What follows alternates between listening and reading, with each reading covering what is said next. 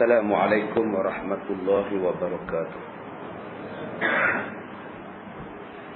Bismillahirrahmanirrahim. Alhamdulillahi rabbil alamin. Wassalatu wassalamu ala asyrafil anbiya'i wal mursalin wa ala alihi wa sahbihi ajma'in. Alhamdulillah. Wallahu ta'ala a'udzu billahi minasy syaithanir rajim. Tilka ayatullahi natluha 'alaika bil haqq wa innaka laminal mursalin. Sadaqallahul 'azim. Kita sampai pada tajuk bab ma jaa fi qaulin nabi sallallahu alaihi wasallam, bu'ithu ana was-sa'ah kahataini, ya'ni sababah wal wusta. Bab yang datang ia pada menyatakan hadis yang membicarakan sabda Nabi sallallahu alaihi wasallam, dibangkitkan aku dan hari kiamat seperti dua ini, yakni seperti jari telunjuk dan jari tengah. Nabi sallallahu alaihi wasallam sebut kepada kita di antara jarak Nabi dibangkitkan menjadi nabi dengan kiamat ni, jarak dia macam jari telunjuk dengan jari tengah. Maknanya rapat.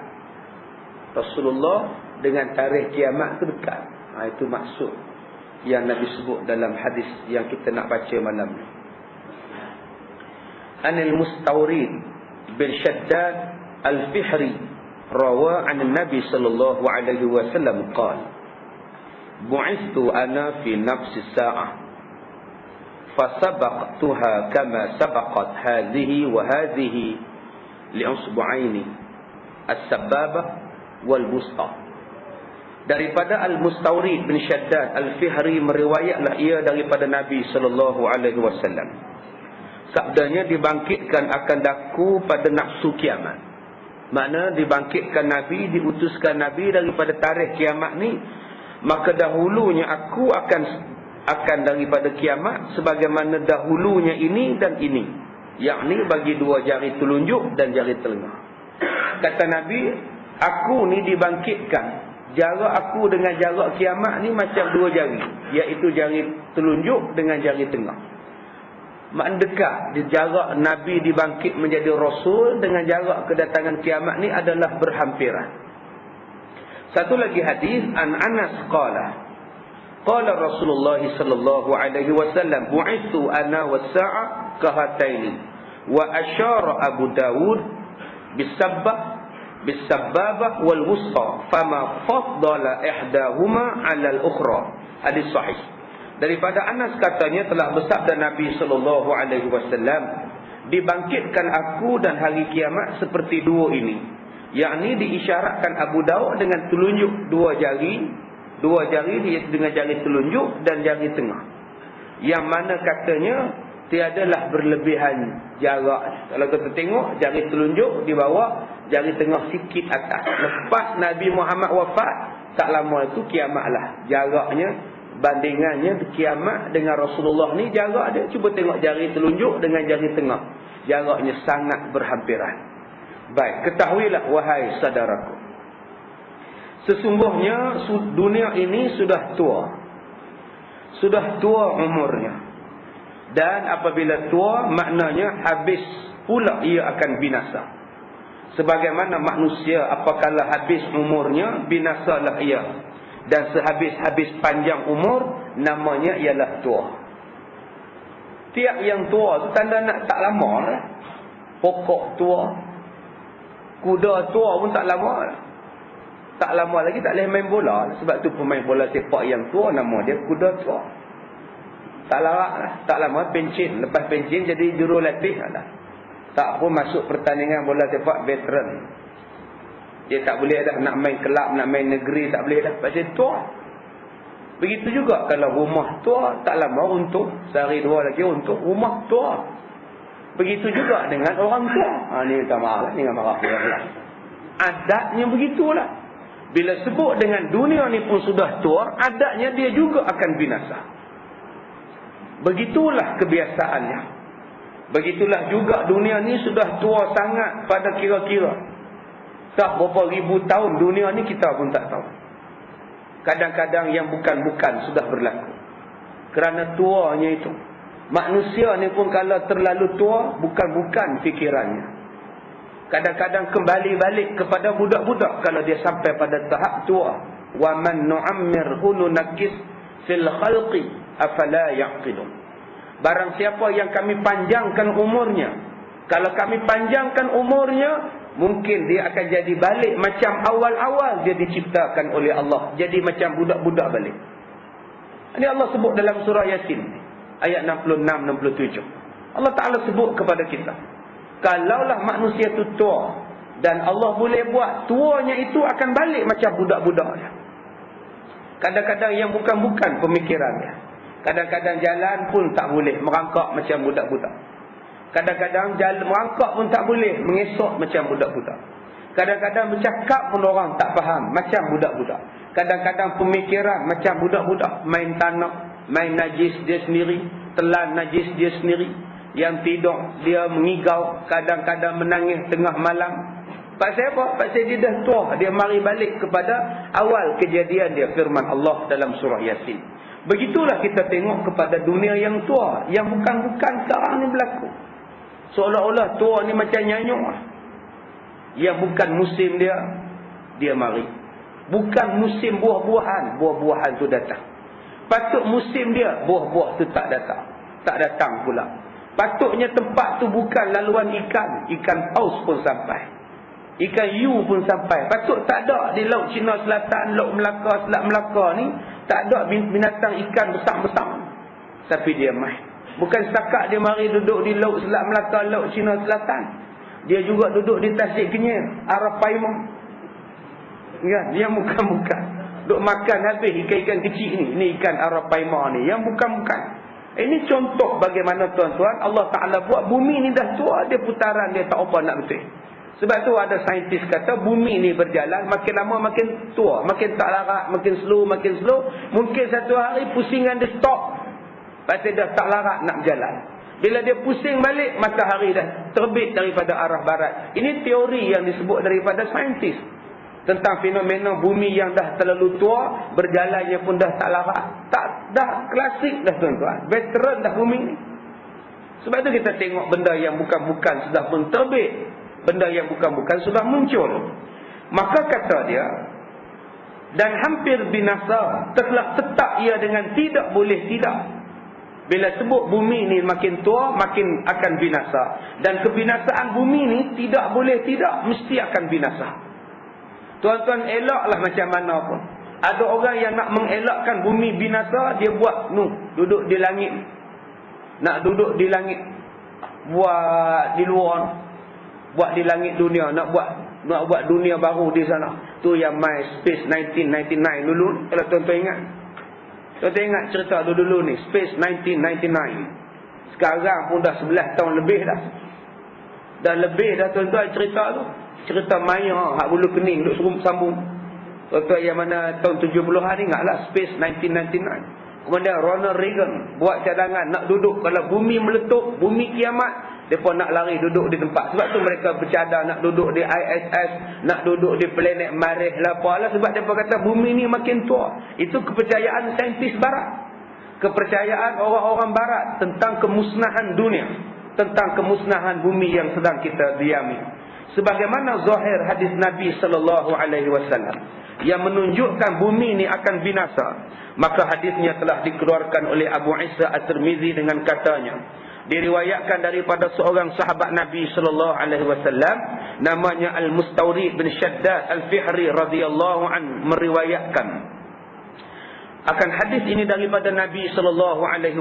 Sabdanya, dibangkitkan aku oleh Allah menjadi rasul di dalam tempoh kiamat, yakni dalam masa berlakunya kiamat menyampaikan ke masa terbitnya. Berlarinya kiamat nak berlarinya kiamat ni nak datang berlaku. Maka pada masa itulah Nabi dibangkitkan. Maka aku mendahului hari kiamat pada terbitnya dan zahirnya, sebagaimana dahulu ini dan ini, yakni seperti terdahulu habis menyorong dan sampai ke hujung oleh jari hantu dengan jari telunjuk. Maka demikianlah dengan kiamat itu. Asal-asalnya ialah terbit dahulu jari telunjuk, kemudian baru datang jari tengah. Terbit dulu Nabi Muhammad, barulah datang kiamat. Jaraknya adalah sangat berhampiran. Jaraknya adalah sangat dan tak berapa lama lagi kiamat, kata Rasulullah sallallahu alaihi wasallam. Jadi Ustaz, Nabi dah mati 1400 tahun dulu Ustaz, kenapa sekarang tak kiamat-kiamat lagi? Sudah tuan-tuan duk tanya pula. Soalan dia, nak sangat ke kiamat ni? Tu yang kita kena tanya. Yang kamu duk kata kiamat tu kiamat daripada saya kecil Ustaz sampai saya tua, kiamat dak juga. Bila nak kiamat ni Ustaz? Atau kamu nak benar ke kiamat ni? Kalau kita tak jumpa dengan kiamat betul pun, kita jumpa dengan kiamat mati kita. Yang tu sudah pasti. Hidup insya-Allah, mati adalah pasti. Ni lagu Herman Tino.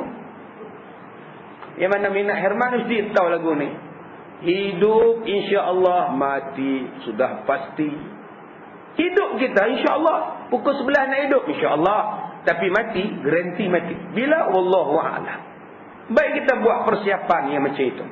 Cuba tuan-tuan tengok gambar tuan-tuan tahun 60-an, 70-an sampai sekarang 2000-an. Cuba tuan-tuan tengok gambar tu. Daripada ramai-ramai ambil gambar habis tamat latihan, tamat kursus, keluar universiti, keluar sekolah menengah, keluar maktab. Cuba tengok gambar-gambar yang tuan-tuan ambil sebagai kenang-kenangan. Dan tuan-tuan tandakan sahabat-sahabat kita yang sudah tak ada.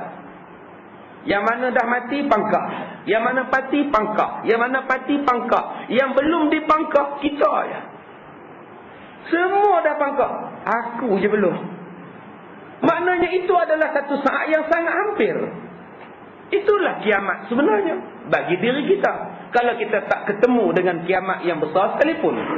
Baik, kiamat itu sudah hampir ia. Demikianlah beberapa hadis yang menunjukkan atas tiadanya jauh renggang antara zahirnya Nabi dengan datangnya hari kiamat. Berdasarkan satu hadis yang diriwayatkan daripada Anas bin Malik radhiyallahu an, katanya, telah bersabda Nabi sallallahu alaihi wasallam, dibangkitkan aku menjadi Rasulullah dan terjadinya kiamat seperti dua jari, ditunjukkan jari telunjuk dan jari hantu ataupun jari tengah. Maka tiadalah berlebihan salah satu daripada dua jari itu adalah berhampiran jua.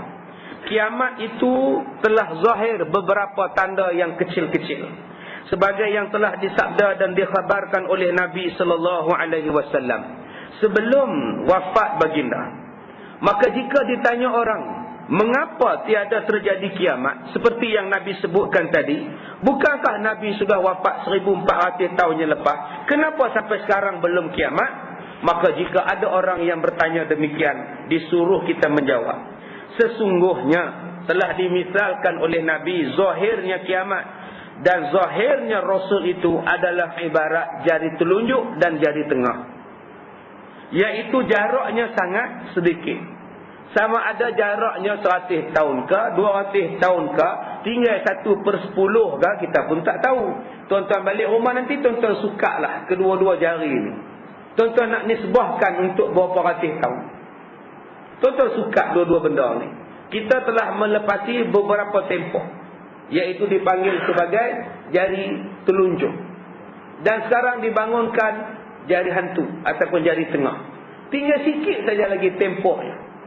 Jadi sudah berapa lama dunia ini? Mungkin 10,000 tahun, mungkin 5,000 tahun, kita tak tahu. Tetapi sebahagian besarnya sudah dipakai. Sebahagian sikit saja lagi yang belum dipakai. Jadi tuan-tuan buatlah nisbahnya berapa. Wallahu a'lam. Kita tidak tahu jumlah ataupun nisbah tarikh tahun akan kiamat itu. Manusia tidak mengetahui. Yang pasti ianya sudah dekat. Nak dibandingkan dengan umur usia yang telah beribu-ribu tahun ini panjangnya. Baik, habis. Kita masuk bab yang ke-36, iaitu bab majaa fi qitalil Turki. Bab yang datang ia pada menyatakan hadis yang menyatakan peperangan Turki. Yang ini telah berlaku an Abi Hurairah anna Nabi sallallahu alaihi wasallam qala la taqumu as-sa'a hatta tuqatilu qauman ni'aluhum asy-sya'r wa la taqumu as-sa'a hatta tuqatilu qauman ka'anna wujuhahumul majanun al-mutarraqah daripada Abi Hurairah radhiyallahu an bahwasanya Nabi bersabda, tiadalah berdiri kiamat sehinggalah kaum cerpu mereka itu bulu, dan tiada berdiri kiamat memerangi kamu hinggalah memerangi kamu akan satu kaum seolah-olah muka mereka itu perisai yang berlapis. Yang ini telah pun berlaku, iaitu golongan Tartar, golongan yang berperang dengan umat Islam, yang mukanya kuat, yang tubuh badannya tegap, badannya berbulu, yang memakai pakaian bulu yang hebat yang kita sebut sebagai Tartar, yang itu telah pun berlaku ya ratusan tahun yang lepas. Baik, bab yang ke-37. Bab maja'ah idza zahaba Kisra fala Kisra ba'dahu. Bab yang datang ia pada menyatakan, yang membicarakan apabila hilang kerajaan Kisra, maka tiada Kisra selepas daripadanya lagi. Ini adalah satu hadis sahih Nabi daripada Nabi sallallahu alaihi wasallam. An Abi Hurairah qala qala Rasulullah sallallahu alaihi wasallam, idza halaka Kisra fala Kisra ba'dah, wa idza halaka Qaisar fala Qaisar ba'dah, walladhi nafsi biyadihi latunfiqunna kunuzahuma fi sabilillah. Daripada Abi Hurairah, Nabi sallallahu alaihi wasallam bersabda, apabila Kisra telah binasa, maka tidak akan ada Kisra yang lain. Dan apabila binasa Kaisar, maka juga Kaisar pun sudah akan tidak ada. Demi yang diriku berada di tangan Allah, pasti menafkah kamu akan perbendaharaan kedua-duanya pada jalan Allah. Hadis hasan lagi sahih. Dua negeri yang sangat masyhur, satu bernama Parsi dan satu lagi bernama Rum. Kata Nabi Muhammad, bila Parsi tumbang, tidak akan bangun lagi Parsi yang baru. Bila kerajaan Kaisar, kerajaan Kisra tumbang, tidak ada Kisra yang baru. Bila kerajaan Rom tumbang, maka pasti tumbang juga Kaisar. Dan selepas itu Kaisar yang baru sudah tidak ada. Ya, inilah yang sudah berlaku, tuan-tuan. Tidak ada lagi raja yang bernama Kisra. Tidak ada lagi raja yang bernama Kaisar. Sultan masih ada, raja masih ada. Tapi yang Nabi sebut, dua benda ni akan hilang, dan sekarang benar-benar ianya sudah hilang. Ketahuilah wahai saudaraku, Kisra ialah gelaran bagi tiap-tiap raja besar yang memerintah negeri Parsi. Namanya ialah Kisra, yang memerintah negara Parsi. Dan Kaisar ialah gelaran bagi tiap-tiap raja besar yang memerintah negara Rom. An-Najashi adalah nama raja-raja besar yang memerintah negeri Habasyah. Fir'aun adalah nama bagi raja-raja besar yang memerintah Mesir. Jadi masing-masing mengikut kepada negara masing-masing. Bagi orang Islam, kita menggunakan sultan. Bagi orang yang negara Hindu, menggunakan raja atau maharaja. Jadi perbezaan ini berlaku pada setiap bangsa, setiap keturunan dan negara. Tetapi yang paling terkenal ialah Parsi, iaitu Kisra, Rom, Kaisar. Zaman Nabi sallallahu alaihi wasallam dibangkitkan Nabi menjadi rasul, pada masa itu tidak ada raja yang lebih besar pemerintahannya melainkan dua raja.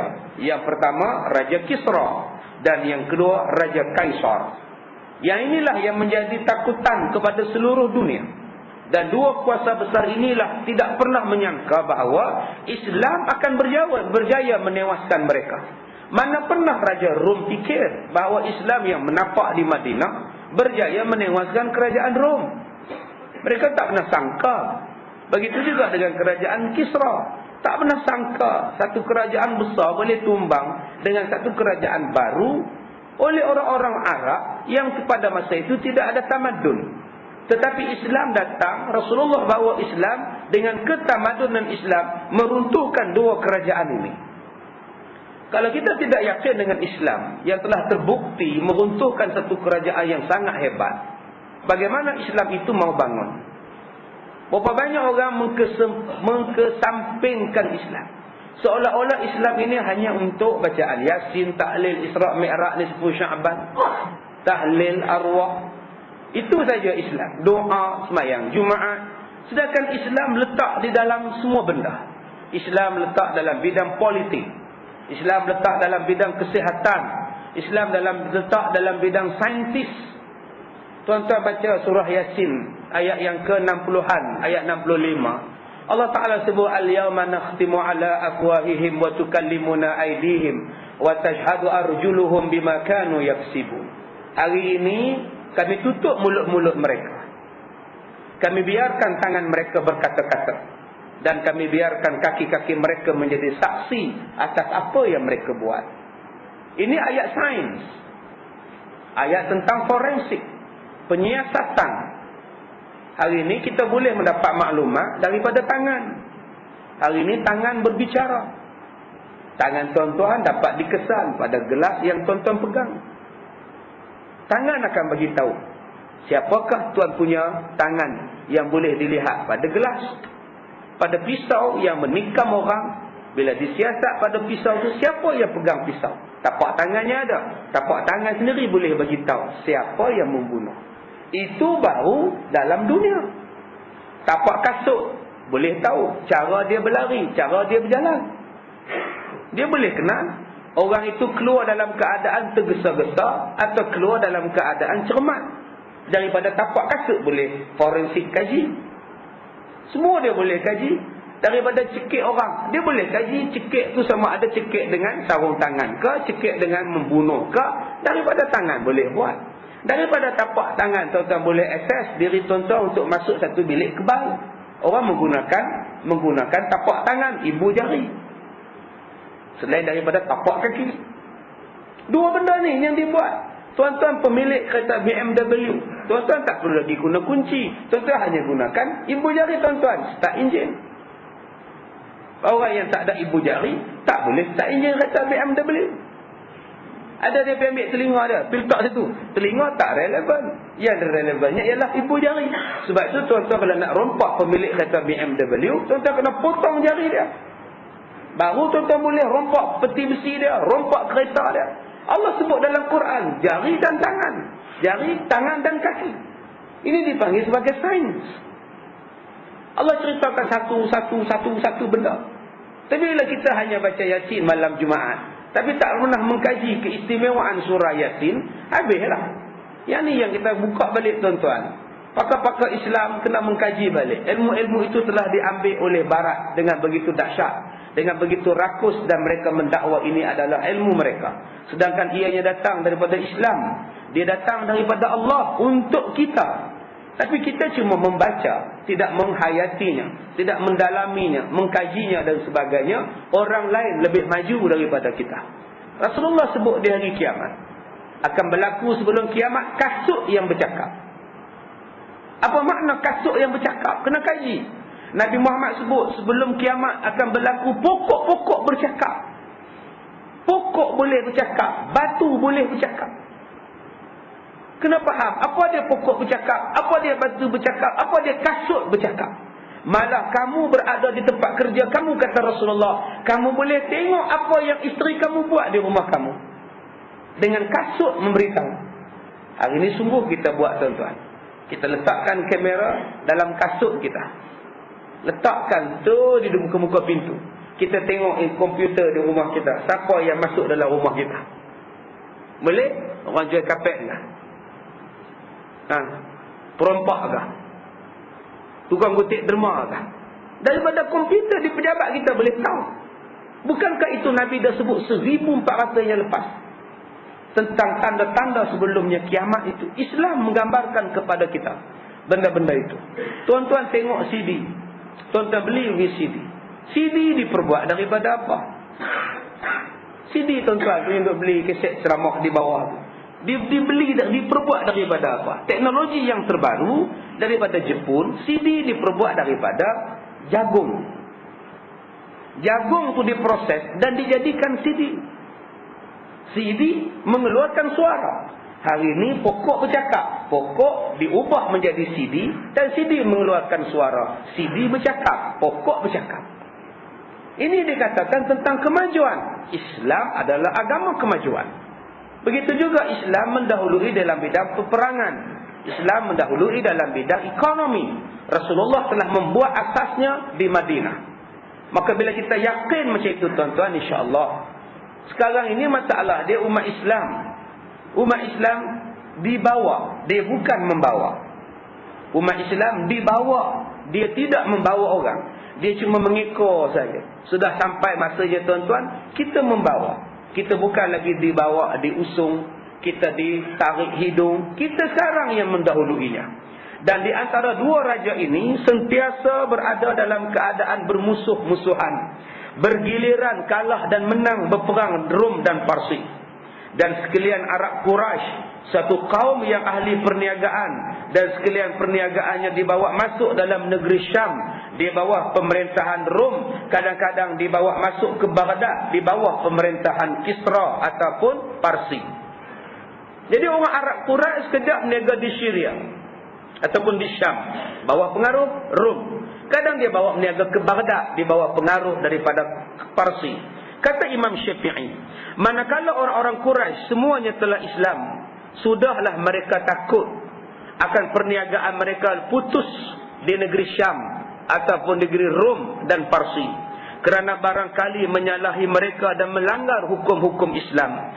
Maka dengan sebab takut mereka itu terlanggar hukum Islam di dalam negeri kafir tersebut, lalu mereka bertanya hukum kepada Nabi sallallahu alaihi wasallam, apakah hukumnya kami berniaga di negara orang kafir?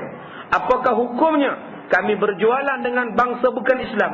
Lalu dikhabarkan mereka oleh Nabi apa-apa kemudaratan mereka pada hukum Islam bila pergi ke sana. Apakala didengar oleh Nabi pertanyaan mereka, lalu Nabi menjawab, Nabi mengkhabarkan kepada mereka benda yang akan berlaku pada Rom dan benda yang akan berlaku kepada Parsi. Kata Rasulullah sallallahu alaihi wasallam. Diriwayatkan daripada Abi Hurairah radhiyallahu an, atau nama penuhnya Abdul Rahman bin Sakhrun. Nama IT-nya ialah Abdul Rahman bin Sakhrun. Nama glamournya Abu Hurairah radhiyallahu an. Katanya telah benar sabda Nabi sallallahu alaihi wasallam, apabila mati Kisra, maka tiadalah Kisra hakiki lagi selepasnya, kerana binasa kerajaannya dan habis boleh pilih pemerintahannya oleh diperhentam sahabat-sahabat Nabi dan orang-orang Arab. Islam akan naik dan akan tumbang kerajaan Parsi. Baik Kisra dan kebinasaan kerajaannya dengan penghentaman sahabat-sahabat Nabi dan orang-orang Arab, sehingga tahun 12, pada tahun yang ke-12 sampailah tahun 21 Hijriah. Hampir 10 tahun umat Islam berjaya mengalahkan kerajaan Parsi selepas 10 tahun. Iaitu manakala selesai Sayyidina Abu Bakar As-Siddiq memerangi orang-orang yang menjadi murtad dan sudah hampir habis semua tanah Arab masuk Islam, maka berfikiranlah pula Sayyidina Abu Bakar memberi orang-orang Arab kerja membuang fitnah-fitnah agama. Setelah Islam kawasan-kawasan Arab, Sayyidina Abu Bakar nampak umat Islam kena pergi luar daripada kelompok orang Arab. Dan kelompok orang Arab itu yang menyembah batu, yang menyembah api, yang menyembah berhala, yang tidak bertuhan, yang tidak percaya kepada Tuhan. Abu Bakar kata, kita kena keluar dan diberikan tugas kepada orang Arab membuang fitnah agama. Inilah tuan-tuan yang tugas. Masalah kita sekarang ni, tugas fitnah agama ni pun tak selesai. Nak selesai macam mana? Dalam sama-sama kita pun tak habis fitnah lagi. Macam mana nak buang fitnah agama di luar? Nak buang kelab malam, karaoke, disko, orang hisap dada, orang minum arak. Nak selesai macam mana fitnah agama di luar? Fitnah dalam masjid pun tak selesai. Sama-sama jemaah tak seronok, mengaji tak seronok, dengar khutbah tak seronok, dengar ceramah tak seronok, datang semayang tak seronok, berjalan fitnah tak habis-habis. Mengaji dengan ustaz pun tak seronok. Fitnahnya ustaz macam-macam. Macam-macam fitnah. Mengaji juga. Fitnah Ustaz Kazim jalan juga. Masalahnya tak ada siapa yang nak tanya saya. Pak Gamnu. Tibai rapat. Bila orang ceramah, Ustaz Kazim macam mana? Dia tak boleh pakai. Ustaz tahu mana? Depa abang. Tak habis-habis. Itu macam mana kita nak selesaikan masalah di luar? Macam mana nak selesaikan masalah di luar? Sesama kita pun tak selesai. Inilah penyakit kita ni tuan-tuan. Letih. Kita duk dakwah dalam kelompok kita. Kelompok kita sajalah yang faham. Yang tak faham berlambak di luar. Sebab tak sampai keluar sana. Macam mana nak bagi faham kepada kelompok bukan Islam? Yang hak dalam Islam pun tak faham. Macam mana nak harap Hindu Cina tu faham? Kita hak Islam ni pun tak faham-faham. Bila ustaz cerita macam ni, ni lucah ustaz ni, aku tak nak datang dah. Ni bukan lucah, ni cerita hukum. Bila ustaz cerita air mani macam ni, apa ustaz ni dalam masjid sebut air mani ni? Ni bukan lucah, ni hukum. Warna haid, warna hitam. Yang ni warna perang lain, warna merah lain. Apa ustaz ni haid-haid pula ni, lucah ni. Tu bila je nak faham ni? Bila nak faham ni tuan-tuan ni, warna haid warna apa? Tak tahu ustaz, tak bisa. Tak campur ustaz, tak campur apa tuan-tuan, ada isteri. Isteri tuan-tuan kena tanya bila dia pelik, abang pasal apa haid saya warna perang, warna merah tak ada, merah hitam tak ada, perang je. Rambut hang pun perang, dia pun perang. Dia contoh kepimpinan melalui teladan. Mana tuan-tuan boleh jawab macam itu? Mesti ada sebab. Kenapa abang duk perang dia tak ada merah, pasal apa abang? Saya je dah putus haid abang dah 60, kenapa hari ni datang pula? Ini dikira darah apa abang? Kita kena tahu. Tapi bila ustaz cakap, kita kata lucah.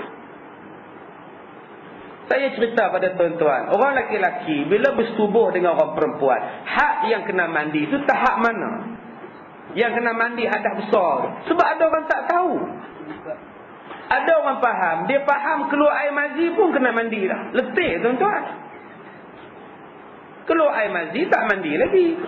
Kalau touch and go pun tak mandi lagi. Saya sebutlah dulu, yang kata kena mandi tu bila helmet dia tak ada, hilang. Full face tak ada. Dengan sebab saya sebut full face, tak nak main lagi dah. Ustaz Ghazal lucah. Tu macam mana kita nak pergi jauh tuan-tuan? Nak memahamkan kepada orang Islam pun payah. Banyak halangan. Yang ni tak boleh lucah. Yang ni 18 SX. Tu macam mana? Sebab itulah masalah tuan-tuan. Islam ni lambat. Kerana orang Islam melambatkan. Islam ni lambat nak keluar daripada masjid. Pasal kita yang banyak protokol birokrasi. Akhirnya Islam tak pernah dinikmati oleh orang bukan Islam. Islam tak dapat dirasa nikmatnya oleh orang yang tak kenal Islam. Cubalah tuan-tuan kita jauh pergi. Sebab tu kena belajar ilmu fiqh. Ulama-ulama membahaskan tentang kepentingan ilmu. Belajar ilmu fiqh menambahkan kefahaman. Belajar ilmu fiqh menambahkan kefahaman. Bila kita belajar faham fiqh, dia akan luas ilmu tuan-tuan. Luas. Baru ni ada orang tanya kat saya, ustaz, saya nak tanya ustaz, antara mazhab-mazhab ni tidak pernahkah diambilkan satu resolusi untuk bergabung ustaz?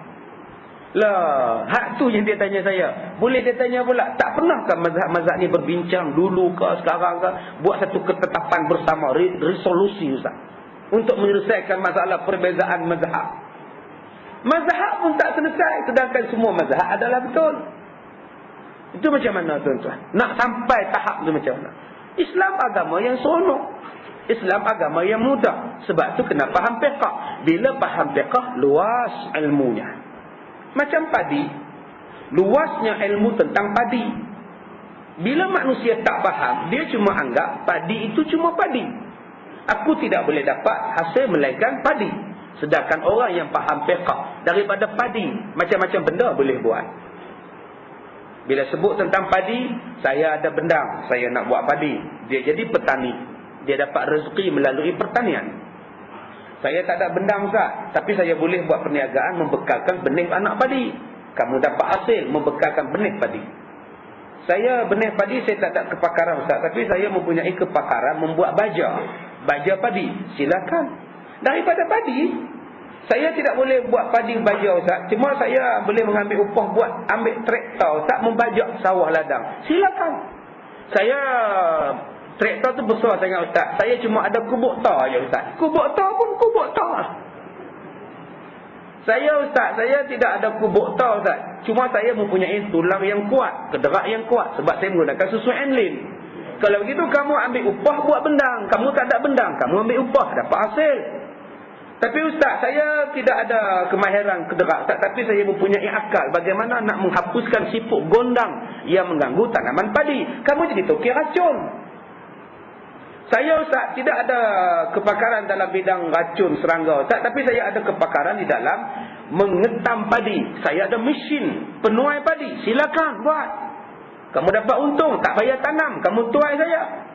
Saya tidak ada mesin penuai padi Ustaz, tapi saya ada lori Ustaz. Kalau demikian kamu tunggu depan mesin penuai padi, lori akan dimasukkan padi, bawa ke kilang. Oh bagus. Saya tidak ada bendang, saya tidak ada mesin Ustaz. Cuma saya ada kilang memproses beras. Silakan. Jadi toke kilang. Saya apa pun tak ada Ustaz, SPM pun tak ada, SRP ya Ustaz. Saya kerja kilang padi. Semua dapat hasil. Ustaz saya Ustaz, ialah saya tak ada terlibat padi apa, tapi saya ada kilang percetakan membuat plastik beras. Kalau gitu buat kilang plastik beras. Ustaz, saya kilang tak apa pun tak ada, cuma saya kuat pikul beras Ustaz. Kamu loading beras atas lori. Sekali bawa 5 kampik bawa. Ustaz, saya apa benda pun tak ada sebab saya duduk di Ampang. Mana ada bendang sana buat bendang Ustaz. Tapi saya boleh meniaga pasar runcit, mini market. Saya buat pasar mini. Saya jual beras banyak-banyak Ustaz. Bagus, dapat hasil daripada padi. Saya tidak ada kedai runcit Ustaz, tapi saya ada restoran. Oh bagus, jual nasi. Jual nasi dapat duit. Nasi apa Ustaz? Nasi lemak antarabangsa. Silakan. Berapa banyak dapat duit daripada beras saja? Antarabangsa sudah buat Ustaz. Oh, kamu buat peringkat kebangsaan. Nasi lemak kebangsaan. Kalau semua orang meniaga nasi lemak macam mana Ustaz? Nasi saja berjenis-jenis. Nasi dagang, nasi biryani, nasi paprik, semuanya ada. Daripada padi sebiji, berjuta-juta manusia dapat hasil. Itulah nama dia fiqh. Islam mempunyai dasar kefiqahan yang luas. Kalau tuan-tuan belajar fiqh, Islam dia luas. Tapi masalah dia bila kita tak nak menuntut ilmu, kita anggap Islam ni sempit. Sempit aja. Padahal Islam ni sangat luas. Kita faham bila baca khutbah mesti berjubah, berserban. Padahal tuan-tuan boleh baca khutbah dengan bawa pakaian seragam, polis, askar. Boleh? Tuan-tuan pengawal keselamatan, baca khutbah pakai baju gak pun tak apa. Ittaqullah. Tu, 3 paku ni tuan. Pengawal keselamatan. Silakan, punya luas. Tapi masalah kita faham, asal jubah, khutbah. Asal khutbah, jubah.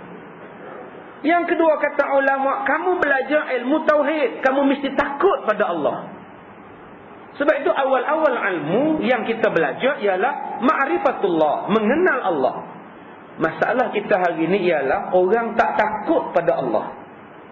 Kenapa banyak mak rempit? Kenapa banyak perompak? Kenapa banyak pembunuh? Kenapa banyak penghisap dadah, perogol? Jawapannya ialah sebab tak takut pada Allah. Kenapa tak takut pada Allah? Sebab jawapannya tak kenal Allah. Kenapa tak kenal Allah? Sebab tak belajar tauhid. Hari ini orang lebih kenal sesemua babi. Sebab tu dia takut sesemua babi. Dulu tak pernah basuh tangan, sekarang tu dia buat kempen basuh tangan. Dalam TV lagi buat kempen. Cegahlah influenza A. Semua babi, basuhlah tangan, tutuplah mulut ketika bersin, buanglah sapu tangan di dalam tong sampah. Janganlah kita pergi ke tempat orang ramai-ramai, terutamanya kuliah maghrib. Tu yang kuliah maghrib sunyi semua orang, takut sesemua babi. Kita diajar untuk mengelakkan sesemua babi. Dibuatnya betul-betul. Tiap-tiap hari iklan dalam radio, iklan dalam tali besen. Sedangkan belum tentu tuan-tuan kenal semua babi. Tapi iklan tu, kempen tu. Kenapa kita tak buat kempen? Jauhilah neraka. Bagaimanakah menjauhi neraka? Tutuplah aurat dengan betul. Kenapa tak buat kempen macam itu? Jauhilah neraka, semayanglah betul-betul.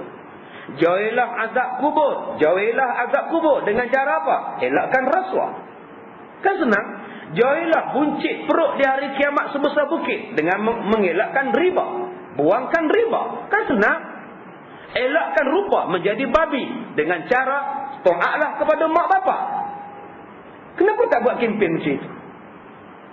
Sebab jawapannya pasal tak yakin pada Allah. Sedangkan Allah dah kata dah, qu anfusakum wa ahlikum nara. Jaga kamu, jaga diri kamu daripada api neraka. Tapi Allah kata dah, jaga. Lantoknya lah. Lantoknya lah. Bukannya seorang dalam neraka, ramai kita dia. Apa takut-takut? Kan ramai kita dia. Yelah. Kita lebih takut sesemua babi. Buat kempen besar-besaran. Jaga betul-betul. Siap pukul mulut. Daripada airport sampai hospital. Sampai bila nak pukul? Sampai bila nak tutup? Tak larat tuan-tuan. Lalah buka je. Lantok kena-kena je lah kita dia. Tapi tuan-tuan, untuk akhirat, untuk neraka, untuk kubur, siapa yang yakin? Nabi kata, siapa yang makan riba di hari kiamat, bangunnya macam orang masuk hantu.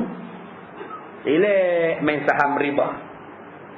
Relax ngajar insurans riba. Relax beli kereta insurans riba. Relax je masuk apa nama insurans yang kekeluargaan riba. Tak ada masalah apa. Masih lagi mengekalkan akaun dan akaun riba. Tak ada apa. Maknanya hari ini kamu takut pada semua babi lebih daripada Allah. Yang ni yang kita kena betulkan balik tuan-tuan. Sebab tu disuruh belajar tauhid. Bila belajar saja tauhid, orang akan insaf. Ulama kata belajar ilmu akhlak. Belajar ilmu akhlak, dia akan disukai ramai. Kita juga tidak belajar tentang ilmu akhlak sekarang. Dulu-dulu kita diajar dengan cara yang tidak formal. Bila orang tua datang bangun. Bila orang tua nak duduk bagi tempat. Bila orang tua bercakap, jangan bercakap. Jangan nyampuk. Bila nak lintas pada orang tua, tunduk. Sekarang mak bapak tidak ada masa untuk mengajar benda-benda itu. Mak bapak tidak ada masa nak mengajar benda itu. Bila mak bapak tidak ada masa nak mengajar, siapa nak mengajar anak? Maka yang banyak masa mengajar anak kita akhlak ialah televisyen. Televisyenlah pengajar setia anda. Mak bapak sibuk kerja, televisyen mengajar bagaimana berakhlak. Jawapannya tidak berakhlak. Akhirnya anak-anak tuan-tuan pening sekarang. Dengan tuan-tuan juga pening. Manusia yang nak mencapai tahap kebijaksanaan, ulama kata belajarlah ilmu hisab. Kerana ilmu hisab itu menjadikan cerdik manusia. Cerdik manusia. Kena belajar ilmu hisab. Tak kira lah bahasa apa pun janji hak senang faham. Kalau belajar tak faham pun jadi cerdik macam mana? Ilmu hisab ni untuk semua benda. Keuntungan daripada penternakan babi berjumlah 360 juta ringgit setahun. Itu keuntungan daripada industri babi. Ya, 1 juta sehari. Hai tuan-tuan, lumayan. Lumayan pak. 1 juta pak satu hari. Waduh, 360 juta pak. Sebab itu kita kena bela babi banyak-banyak. Untung 360 juta. Akibat daripada penternakan babi, sungai tercemar. Membersihkan cemar, satu batang sungai memerlukan 1 bilion. Untung 360 juta. Nak rawat sungai, 1 bilion. Sekarang rugi ke untung? Matematik mengajar. Waduh, untungnya 360. Kena keluarnya 640. Waduh, ini sudah ribut pak. Kalau demikian kamu tutup babi, selesai masalah sungai tercemar dengan sisa-sisa yang bukan-bukan. Bukankah itu ilmu matematik? Untung dan rugi. Ilmu hisab yang disuruh ajar kepada kita. Yang ni tuan-tuan, 4 ilmu yang disuruh kita belajar. Daripada ilmu fiqh, ilmu tauhid, ilmu akhlak, ilmu hisab. Yang kena belajar ketiga-tiga 4 benda tersebut. Baik, kata dia. Dan katanya lagi, dan ia pun memperkemaskan dan kerja memerintah negeri, iaitu dihalalkan mereka pergi memperhentam kerajaan-kerajaan besar yang kaya-kaya lagi makmur, mana-mana yang berhampiran dengan tanah Arab. Lalu dia pun memperkemaskan tentera besar melanggar mula-mula ke negeri Parsi. Dijadikannya pemimpin umum bagi tentera, ialah panglima besarnya bernama Khalid bin Al-Walid radhiyallahu an. Tiba Khalid ke sana, dapatlah diambil negeri Iraq dan Jazirah daripada tangan Parsi. Dan orang yang mula-mula menyampaikan Islam di Iraq ialah Sa'ad bin Abi Waqqas, yang turut sama dengan Khalid ibn Walid. Dah beratus juta orang-orang Islam di Iraq diislamkan dan Islam. Dan awal-awal diislamkan Iraq itu oleh Sa'ad bin Abi Waqqas. Sekarang sudah berapa juta rakyat Iraq. Daripada zaman Sa'ad sampai zaman sekarang. pahala ratusan juta umat Islam Iraq, mereka Islam, pahalanya dikongsi bersama oleh Sa'ad bin Abi Waqqas radhiyallahu anhu. Subhanallah, tuan-tuan. Sebab tu kita jangan berkira dalam bab agama kita tak tahu apa yang kita buat ni nak jadi apa. Tuan-tuan wakaf tanah untuk buat sekolah, tuan-tuan tak tahu apa nak jadi pada sekolah tu. Mana tuan-tuan tahu? Ada Abu Ayyub Al-Ansari sedar dan insaf tanahnya itu akan dijadikan raudah. Dia pun tak sangka. Dia wakaf je untuk Rasulullah. Bila dia wakaf untuk Islam, Nabi umumkan ini raudah, taman-taman syurga. Siapa yang semayang dalam dia macam semayang dalam taman syurga. Siapa sangka tuan-tuan, berbilion manusia berebut nak semayang di raudah. Kalaulah dia tak wakaf, apa jadi pada dia? Sebab tu tuan-tuan, yang mana ada wang, silakan wakaf. Jangan kedekut, jangan berkira untuk kita. Ni Sa'ad bin Abi Waqqas, dia kerja, dia menyebarkan Islam. Akibatnya satu negeri Islam. Berapa banyak pahala dapat pada Sa'ad bin Abi Waqqas. Adik-beradik selalu yang mewakafkan tanah mereka untuk dijadikan Masjid Nabawi. Masjid Nabawi itu anak yatim 2 orang punya tanah. Diserahkan pada Islam buat Masjid Nabi yang pertama. Sekarang berapa bilion umat Islam yang semayang dalam masjid dia. Berapa banyak pahala dapat pada 2 anak yatim itu. Kita hari ni kedekut nak wakaf. Menggeletar nak wakaf. Berkira-kira nak wakaf. Bagi RM1 minta sebuah mahligai dalam syurga. Cerdik dah tu. RM1 pun Ustaz dapat mahligai Ustaz. Iyalah. Kalau RM1 pun dapat, kalau RM1 ada orang tak kedekut duit beli kereta, padahal kereta bukan harta yang boleh mengekalkan nilai harta semasa dibeli. Tetapi yang meningkatkan jumlah pembelian harta ialah wakaf. Tuan-tuan beli rumah, ada orang kata nilai rumah tak rugi Ustaz, lagi mahal Ustaz, lagi mahal. Tak, bukan nilai rumah. Nilai yang paling mahal ialah wakaf di hari kiamat. Wakaf di hari kiamat. Sebab tu kena wakaf, cari jalan. Kita tak sangka apa benda yang kita nak buat, apa benda yang kita akan dapat dengan sebab kita berwakaf. Tuan-tuan ada tanah, jangan kedekut. Bila kita mati, belum tentu anak wakaf atas nama kita. Tak dijual dengan dekat Tokyo, Cina, mana tak tahu. Akhirnya dibuat kasino. Buat dandut punya tempat. Buat disko dut punya tempat. Kita pun duduk disko dalam kubur. Kita ingatkan anak ni aku nak bagi ke anak aku. Dah, dia tak ingat. Dia kata ni kalau aku jual dapat 2 juta, 3 juta. Kalaulah kita wakaf, berapa banyak kita dapat? Ni yang sama-sama tuan-tuan fikir. Cuba tengok Sa'ad bin Abi Waqqas, Amru al-As. Mereka berjihad, mereka keluar berjalan. Akhirnya Amru al-As mengislamkan orang-orang Mesir. Berapa juta sekarang orang Islam di Mesir sejak zaman Amru sampai zaman sekarang. Bilion tuan-tuan. Bilion dapat pahala kepada Amru al-As. Tanpa dia duga yang apa dia buat itu sebenarnya cukup besar di sisi Tuhan. Kemudian diutuskan pula Sayyidina Abu Bakar kepada Khalid, hendaklah lekas bawa setengah tentera yang sama-sama dengan kamu itu, pergi lepaskan tolong tentera yang berperang di negeri Syam. Maka Khalid pun pergi dan tinggal gantinya menghentam Parsi, panglimanya bernama Al-Musanna bin Harithah, sehingga dapat mati, sehingga dapat khabar kematian Sayyidina Abu Bakar, dan digantikan pula oleh Sayyidina Umar menjadi khalifah Rasulullah. Mula-mula Sayyidina Umar, Sayyidina Abu Bakar utuskan Khalid ke negeri Iraq.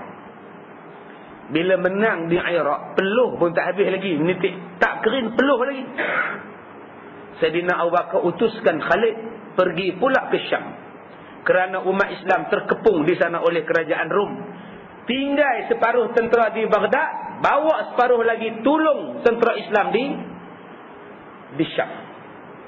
Khalid tak bantah tuan-tuan. Pasal apa tak bantah? Pahala nak bantah apa? Kalau kita ni tuan-tuan, anak-anak ni bantah yang mak suruh. Baca Quran, man. Baca Quran. Semalam dah baca. Nampak tak? Bantah saja. Pahala bantah buat apa? Pasal apa nak bantah pahala? Baca Quran. Kadang-kadang suami ajak isteri pergi mengaji, bantah isteri. Mengaji orang nak pergi pasal malam. Mengaji setiap hari ada pasal malam seminggu sekali. Fikirlah sama. Mengaji. Bantah buat apa pahala? Ya Allah. Bawang di mana-mana boleh beli. Apa balik, mana-mana pun boleh beli. Kopok lekor bila-bila boleh beli. Tapi ilmu macam kita ni tuan-tuan, jarang-jarang dapat. Mailah mengaji, bantah juga. Bantah buat apa pahala? Jangan bantah. Benda yang pahala jangan bantah. Sain aja. Apa susah? Tak, apa susah? Sain aja, ya Allah. Jangan marah akak ya, sabar-sabar je. Kadang-kadang kita marah benda yang berpahala. Memang kena marah lah ustaz. Kenapa pula suami saya masa dia nak menikah tu ustaz, dia kata duda ustaz. Kematian isteri anak 4. Tu yang saya geram. Saya tahu dia nak kahwin, malah saya tahu dia berkawan dengan satu perempuan. Memang saya izinkan. Saya suruh dia kahwin, saya tak bantah ustaz. Buat apa bantah? Saya dah mengaji dengan ustaz. Saya dengar ceramah ustaz. Habis tu kakak pergi masa kenduri dia. Pergi, kakak lah yang iring dia ustaz. Tu kenapa kakak tak macam bantah pula ni? Macam mana kakak tak bantah? Dia kata kakak dah mati. Dia beritahu dekat qadi tu kakak dah mati. Itu yang kakak geram tu. Macam mana kakak tahu dia kata kakak dah mati? Kakak pergi pejabat agama, tengok borang dia. Duda anak 4. Hai ya Allah tuan-tuan. Tuan-tuan nak nikah pun buat elok. Janganlah tipu-tipu. Orang perempuan ni pantang ditipu. Sekali tuan-tuan tipu, dia tak percaya dah. Dia dah bagi kepercayaan, bagi pada kita semua. Korban habis dah tuan-tuan. Untuk suami. Tiba-tiba bapak-bapak tipu dia. Marahlah dia. Abang-abang tipu dia. Marahlah orang perempuan ni. Jangan tipu. Cakap elok. Orang perempuan ni pantangnya apa? Berkata, pukul, jangan. Tuan-tuan sepak dia sekali, sampai mati dia ingat. Sebab tu tuan-tuan, kalau nak minta nikah lain, minta pelan-pelan, slow-slow. InsyaAllah dia bagi itu je. Lepas tu tengoklah, gunting pun ada, cuka pun ada. Pilih nak mana satu. Baik. Kemudian Abu Bakar wafat. Bila Abu Bakar wafat, Umar naik.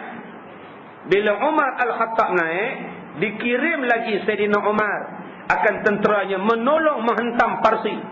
Maka berhentamlah mereka sampai beberapa kali perang, sampai dapat kemenangan muslimin mengambil setengah daripada Parsi. Dan dapat mereka sampai kepada pemerintahan Raja Besar Kisra yang bernama Yazid. Maka Kisra pun menghimpun sekalian panglimanya dan kepala-kepala tenteranya dengan jumlah 120,000 tentera untuk menghadapi tentera Islam sebagai benteng terakhir negara Parsi. Hal ini sudah diketahui oleh Sayyidina Umar. Maka ia pun menghimpunkan orang besar Arab dan panglima-panglima yang berkuda dan ahli-ahli pidato. Tuan-tuan, ahli pidato pun penting di dalam peperangan. Ketika orang sedang perang, mereka berpidato bagi semangat berperang. Termasuklah dikumpulkan tukang-tukang syair.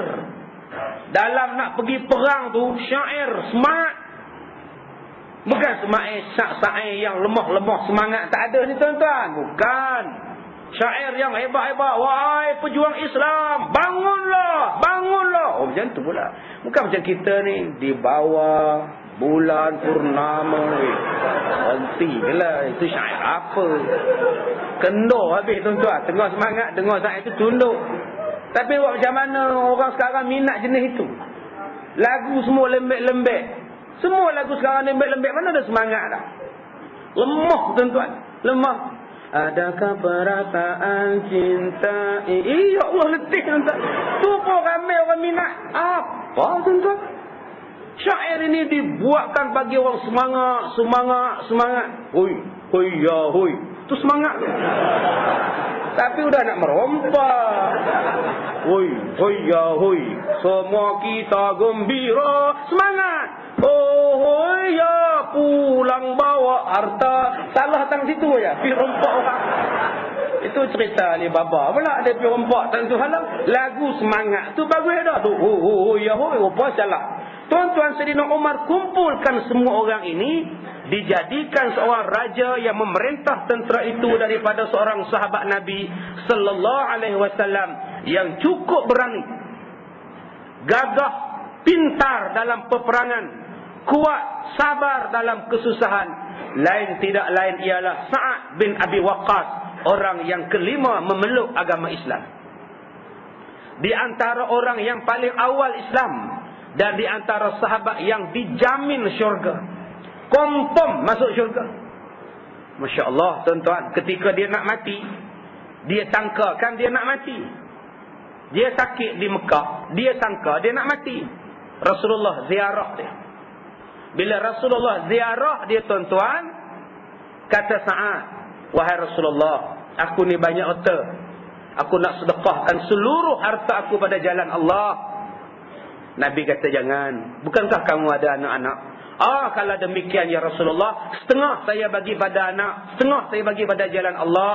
Kata Rasulullah jangan. Kalau demikian ya Rasulullah, 1/3 saya bagi jalan Allah, 2/3 saya bagi pada anak-anak. Tu pun dah banyak dah Sa'ad. Tapi kira okey lah tu. 1/3 tu pun banyak Sa'ad. Tapi kalau kamu nak bagi, boleh dah. 1/3 boleh. Disangkakan dia nak mati. Kenapa kamu nak bagi ni Sa'ad? Saya ni Rasulullah teruk sangat sakit. Rasanya saya tak lama dah Rasulullah. Kata Rasulullah, tidak. Umur kamu lebih panjang. Malah lebih panjang daripada aku.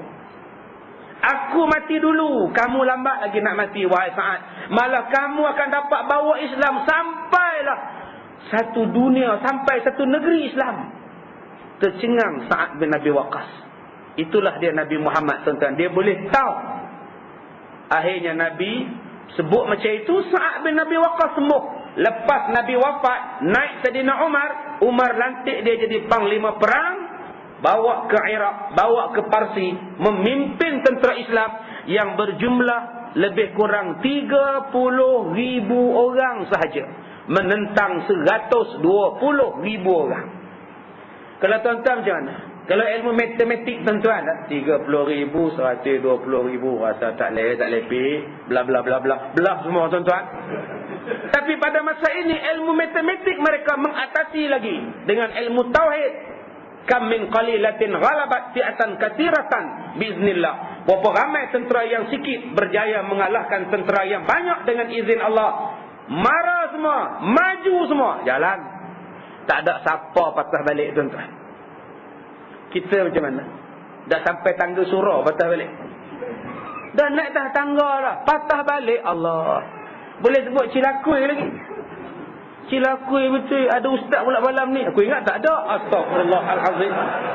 Dia orang lain duk cari ustaz. Dia memang tak mau ustaz. Belah menonong. Bila isteri tanya kenapa balik? Abang tak pergi sembahyang? Pergi dah. Dah pijak tangga dah pun. Ustaz mana pula ceramah? Cilakui betul. Allahu Akbar. Ni bukan tuan-tuan ya. Ni di Afrika ni cerita ni.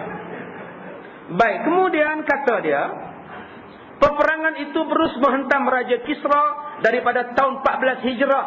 Satu tempat yang bernama Al-Qadisiyah. Iaitu tempat berlakunya peperangan sehabis-habis keras. Tiada dapat kemenangan orang-orang Parsi. Kemudiannya daripada di mana-mana sekalipun.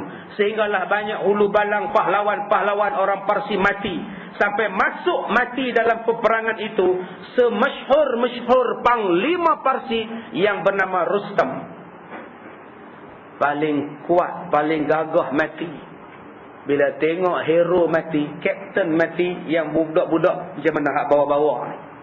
Bila general mati, habis mati hati panglima-panglima dan tentera-tentera lain. Dan dapatlah harta ghanimah orang Islam yang banyak. Dan kelengkapan orang Islam diambil daripada orang Parsi. Malah dapat satu bendera kerajaan yang diperbuat daripada kulit bersalut dengan intan, mahnikam dan sebagainya. Maka di dalam tahun itu juga diutuskan panglima perang yang bernama Utbah bin Ghazwan mengepalai satu tentera menghentam satu puak di wilayah Parsi, dan telah dibukanya dan habis kalah tentera Parsi, dan telah diutus Utbah beberapa banyak harta kepada Sayyidina Umar di Madinah, dan sehabis-habis sukalah orang-orang Islam apabila sampai ghanimah itu. Inilah dia tuan-tuan, Nabi SAW sebut bahawa Islam akan berjaya mengalahkan tentera Rom dan tentera Parsi yang berjumlah lebih kurang 120,000, 150,000, ditewaskan hanya dengan 30,000 tentera Islam yang yakin kepada Allah Subhanahu wa taala. Tuan-tuan, yang ni yang kita nak manusia yang hebat ni ialah manusia yakin pada Allah. Kalau tuan-tuan tak yakin pada Allah, tak hebat. Berapa banyak jatan kuasa surau masjid yang tak yakin pada Allah. Tak nak bagi buat ceramah banyak-banyak, takut duit habis. Saya tanya pada satu bendahari, kenapa tak buat ceramah banyak? 5 kali sebulan tak kena. Duit berlambak, kutipan Jumaat 1000. Pasal apa tak buat kuliah? Dia kata, Ustaz, kita meniru Rasulullah, Ustaz. Kita meniru contoh Nabi Yusuf. Apa yang pula Nabi Yusuf? 7 tahun. Kita buat persiapan. Kod-kod kita menghadapi 7 tahun kemarau. Kalau duit tak ada, siapa nak repair masjid? Kalau duit buat ceramah aja, kalau rosak masjid, siapa nak repair? Kita buat macam Nabi Yusuf. 7 tahun simpan, 7 tahun pakai. Sekarang kami simpan. Tuan-tuan, ini salah ni tuan-tuan. Tamsil yang salah. Tak kena langsung. Tak kena langsung. Ini masjid, rumah Allah. Bila rumah Allah pulangkan balik pada Allah, Allah mesti ganti. Jangan takut. Jangan takut tuan-tuan. Tambah orang Islam sekarang ni tak ada kedekut langsung. Tak ada kedekut. Umum saja. Kita nak buat Isra Mi'raj. Siapa nak derma? Berselerak derma. Pasal kita yakin pada Allah. Bila tak yakin pada Allah, memang Tuhan surutkan. Tapi kalau tuan-tuan yakin pada Allah, aktif siang malam pagi petang buat kuliah, buka aja peti besi. 50, 10 keping. 50, 20 keping. Tak siapa masuk entah. Tak tahu siapa bagi. Allah akan hantar orang. Allah akan gerakkan hati orang untuk bantu. Cuba tengok di sini. 30,000 nak hantam 120,000. Daripada logik akal tak boleh menang. Tapi Allah hantar malaikat tak berapa puluh ribu bantu tentera Islam. Yang ni yang kita kena yakin dengan Allah Subhanahu Wa Taala. Mudah-mudahan kita dapat manfaat daripada kuliah kita. Wallahu a'lam.